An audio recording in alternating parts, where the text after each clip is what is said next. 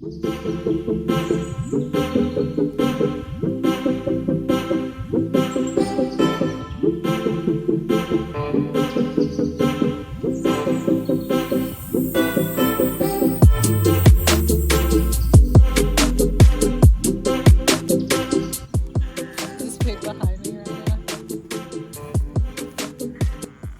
going on, guys? I'm here at Cotton Branch Sanctuary right outside of Columbia, South Carolina. We're gonna take a closer look at some of the residents here at Cotton Branch and just take a closer look around. Let's do this.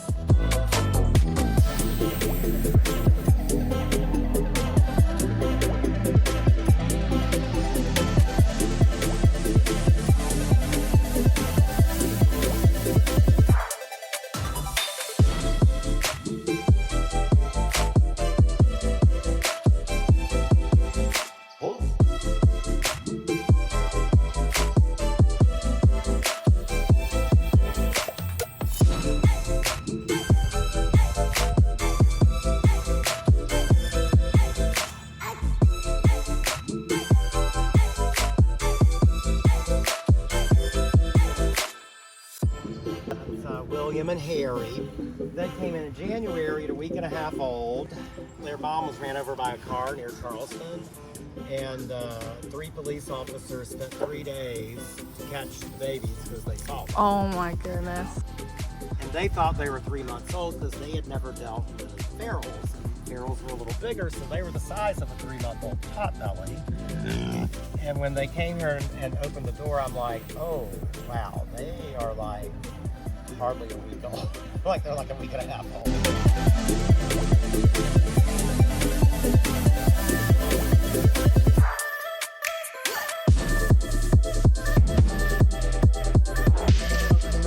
were so attached to me, we expanded our yard and put them in with our herd. Hi, Harry. Hi, Harry. Who's that? You don't know them? You gotta start being nice to strangers. I mean, they're nice to strangers. They just takes them a minute to warm up. Who is that, Harry? I understand Who that. is that, Harry? Who is that, Harry? Say, but we like cameras. We put our nose in it. Hey, William. Yep. They'll move right up on you. And every time I come out here with them, I leave filthy because they like to rub all over me, stick their face in my face, and get dirt all over me, don't you? And then this is, I built a man cave for our indoor-outdoor ones. So they come in there and hang out with me, and it's heated and AC, and we have a TV in there. Nice.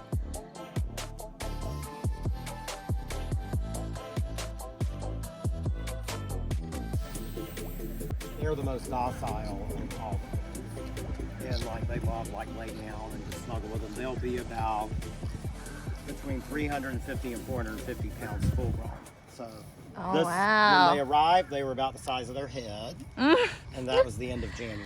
I bet y'all were cute. So they're right at You're 6 still months cute. old. I know, I have to get you, I have some videos and pictures of those babies when they're born, and when they first come in, they have stripes. They look like chipmunks. Stripes. Oh It's no. the cutest thing. And then they That lose is so the cute. stripes as they grow, and basically the colors of the stripes blend in together, so they end up with a mix of like the blonde and black or the red and black. Gotcha. And this is Oliver. So this December he will be 9 years old.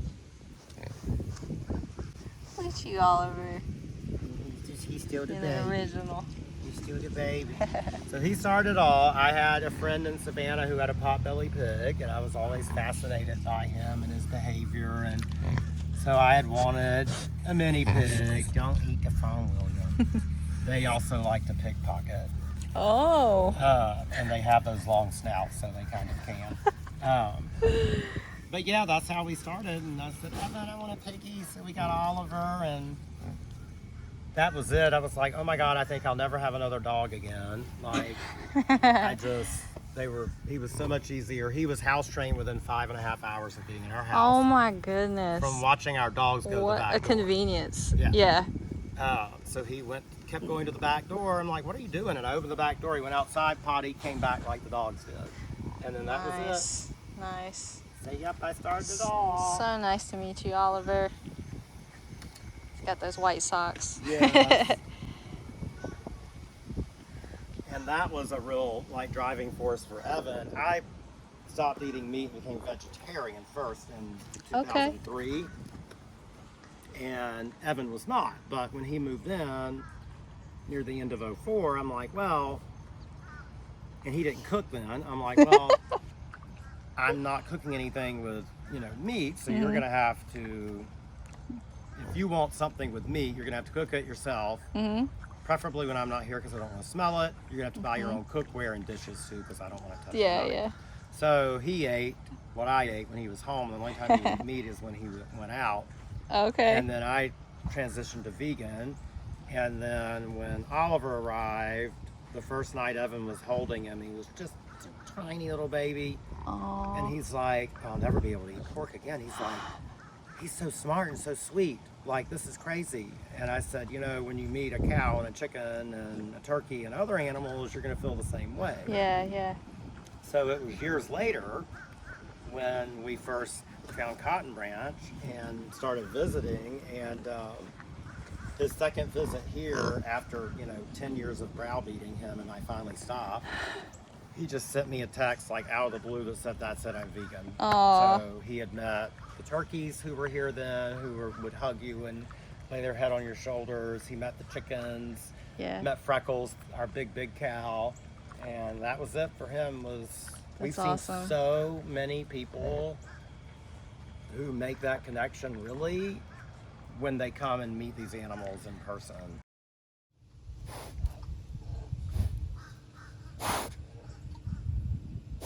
All the greeters. Greeters, I love it. It's funny, they didn't get along great with other pigs, but they ended up getting along well with each other. They chose under our porch as their house, so we walled that in so it would be warm in the winter and cool in the summer. Look at them. There's Maybe. She was one of the pigs rescued from the 550 pigs in Kentucky. Hey. And she has some severe leg deformities that she treat her with medication daily. And then that's Winthrop. Hey, Winthrop. So Winthrop, I saw a vet post him online, and he looked like he was dying. He was 2.5 years old and weighed 38 pounds. To put that in perspective, Oliver, our first pig, was 45 pounds by 9 months old. So he really, at 2.5, should have been about this size.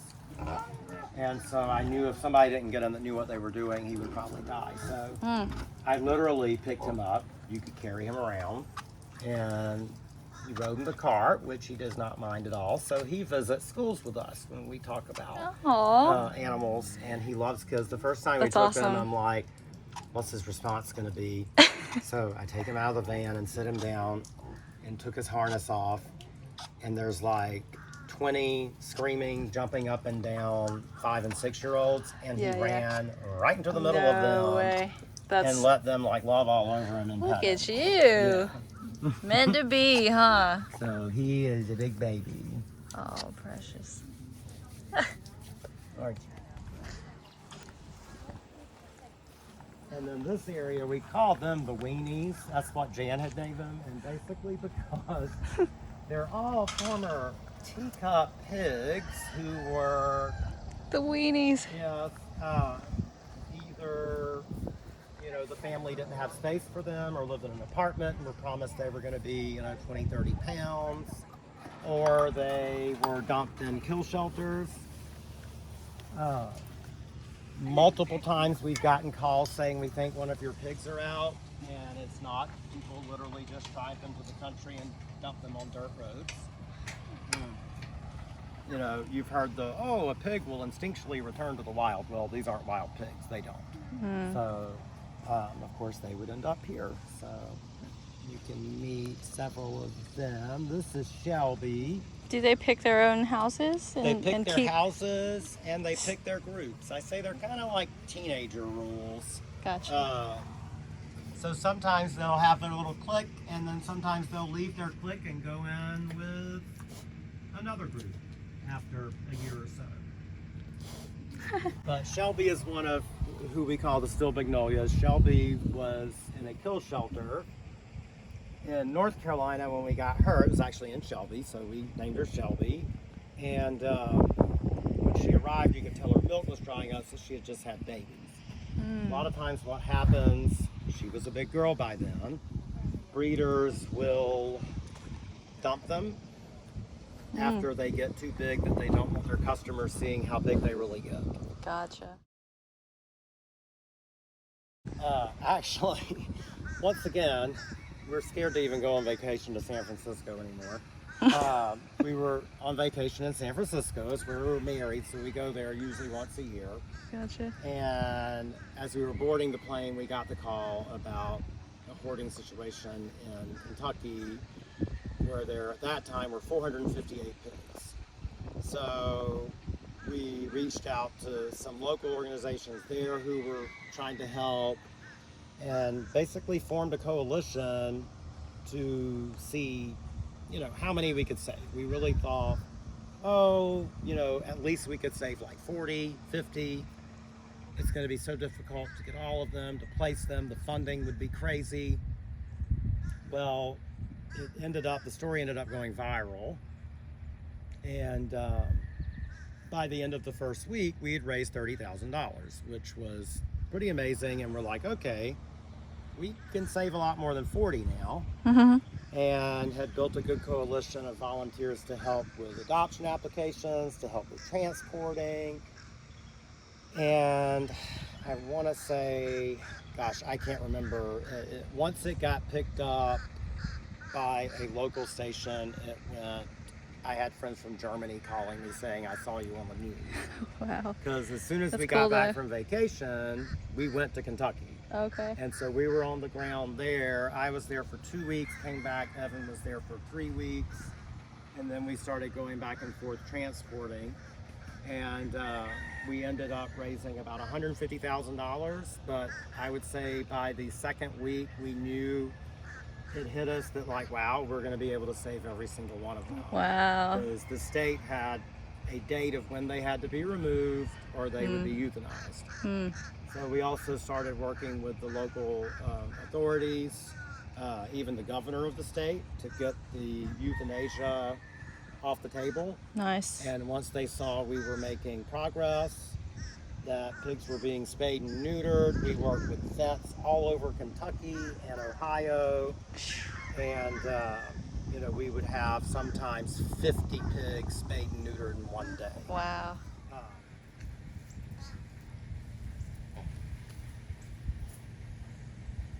He's right over here. Let's go meet Teddy. Teddy. Teddy. Is that your private pool, Teddy? What you doing, buddy? What you doing?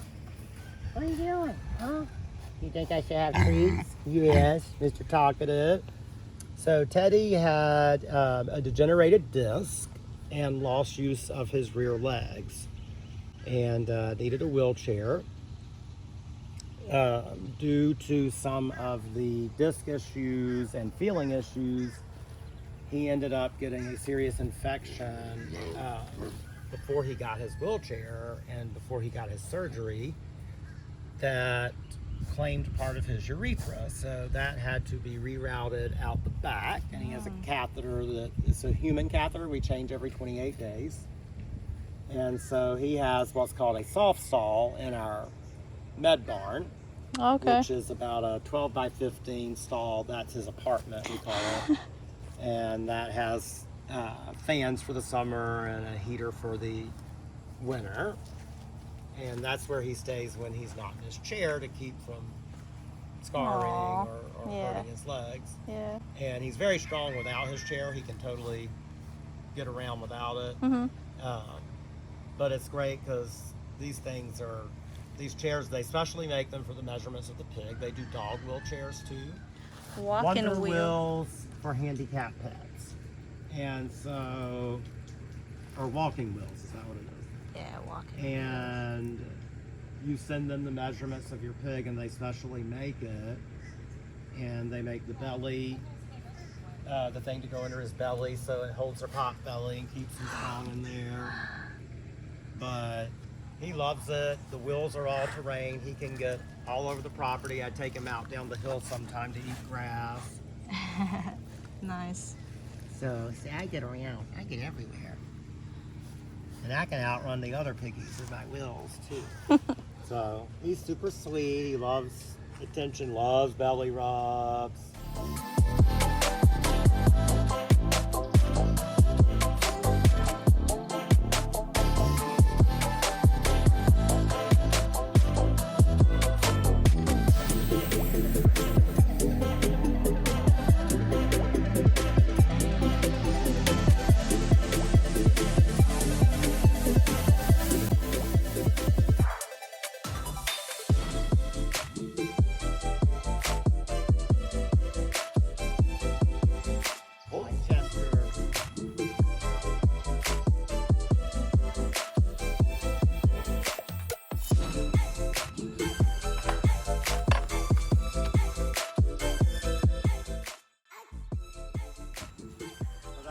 Who's talking. She is actually a feral pig like William and Harry. So they tend to be very the most talkative of the pigs. And she came in and 3 others from a Polk County case. It was a sanctuary that did not have funding for the amount that they were taking in. And so PETA, Pig Advocates League, and local authorities worked together to shut it down. 35 of the pigs did not make it. She still thinks she can get in my lap, as you see. Oh, look at that So face. remember when I told you they don't know their size? Yes. Hi, baby Oh girl. my goodness. Hi, baby girl. Hey there. And say, I might try to get in yours too. Hey there. That's okay.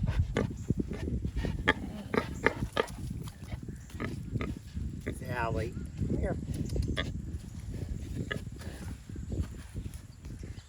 I think this is the biggest pig I've seen in person. So she's about 650, 700 pounds. Wow. And very short. Charlotte is actually a mix of a farm pig and a feral pig. Oh, wow. She is one who still thinks that she should be able to get in my lap. I can't sit down near her unless she's already lying down for a belly rub, or she will try to still get in my lap. She was much smaller when she arrived. Oh my gosh. Yeah.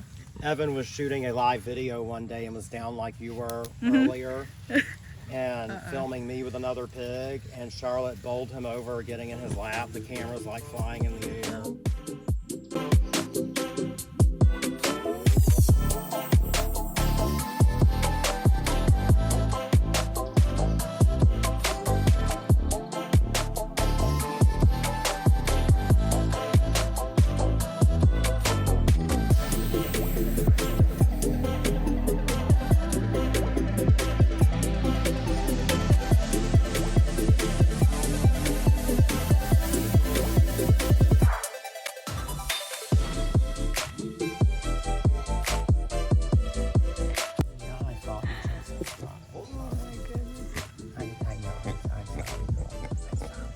This is Luna. She is living in a very small confined area too, and she's very talkative, and she's very, very demanding of attention. A lot of the big ones are. This squash or whatever this plant that's growing is the result of them eating some and then pooping over there. Oh, okay. When we moved from Charlotte, our guys would get a salad every night with squash and zucchini and stuff like that in it. So we left Charlotte. I went back in like 2 weeks to do some cleanup and get the house ready for the market, and our entire backyard was squash. Dude, that is so funny. So we get tomatoes sometimes, we get watermelons here. Yes. Anything with a seed. Uh-huh. They're spreading it for you. Yeah. So it's noisy in there because of the fan, but that's where we have 3 nut bays. Okay. Teddy's apartment's that first one that has a 3 on it. So we have a fan that blows air in, and then we have a barn fan that sucks it out so it keeps it flowing Nice. through there. And we use the old freezer unit actually as storage for crates and things like that.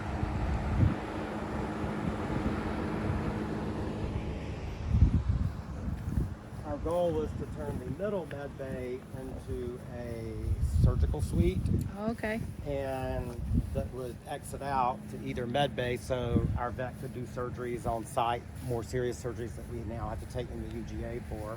Yeah. Fine. I want people to know that teacup pigs do not exist. This Okay. is something that we really like to tell people. There's no such thing. There are potbelly pigs. They're all descendants of the original potbelly pigs who came over from Vietnam. People have tried inbreeding or breeding runts to get them smaller. The result is Bella. Bella could be called a teacup pig. She's 40 pounds full grown. But with that inbreeding to get her that small, Bella has hip dysplasia. She has front leg deformities. She has breathing issues. And she has a little bit of an attitude problem, which I think is probably some mental issues. Yeah. And we see that with any pig who comes in from severe inbreeding a lot of times. They have some combination of those issues, or they have a twisted snout, or they have a smushed nose. So, you know, when people, and people would probably pay $6,000 to get a Bella, Wow. not knowing that False with that. hype. What's that? Some false hype Yeah. on that. And not knowing one of two things would happen. Uh-huh. That Bella would either end up being Louise, Right. or would be so inbred that they would have a lot of medical issues like Bella. So that's how Bella ended up here. But yeah, no such thing as a Juliana pig, a nano pig, a pocket pig, a micro pig, teacup pigs. Every potbelly is a miniature pig. That is the mini pig. Gotcha. And they are all descendants from the Vietnamese potbelly pig that came over in the mid-80s. They were all black at that time. So color variation came in when they started breeding them with different pigs to get color variation. Gotcha. But the difference was in the 80s, people knew this was miniature. You saw how big the big ones are. This is Yeah. miniature. It is. But then people wanted them even smaller. So you know, it's like I tell people, you saw our miniature donkeys and our regular donkeys. Yeah. A miniature donkey is still not something you put in a, you know, baby carrier or, you know, a pocket donkey. Yeah. They're still For large sure. animals, but they're much smaller than their larger relatives, and it's the same with pigs. Gotcha. And that has led to just an crazy epidemic of them needing homes. Yeah. They're being told that they're just like dogs. They're not. That they're fine apartment pets. They're not. They need sun. They need outside time. Yeah, Even if they're yeah. indoor-outdoor, they need outside time. We can tell when a pig has lived inside forever. They come in, they have skin issues. They have vitamin deficiencies like crazy. You know, or they're being told they're great with kids. Not always true. Takes a lot of work when you have small children. Yeah. Because pigs are bossy and they like to boss other small things. Gotcha. So it's most sanctuaries who take potbellies are bursting at the seams. So Yeah, one I of can our big imagine. things is educating people on not only traditional farm animals and what they go through on production farms and dairy farms, but the epidemic of what's happening with the potbelly pig. The best thing we see right now is having the potbelly reclassified as an exotic. Awesome. I definitely agree with that.